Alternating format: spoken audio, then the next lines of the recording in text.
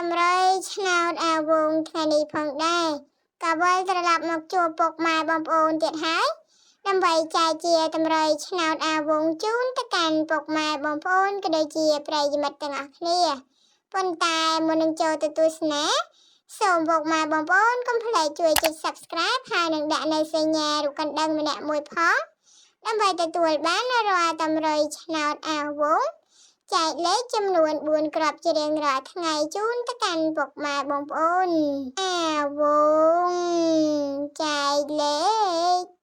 ឆ្នោត34អាវងចែកលេខឆ្នោតអូខ្ទង់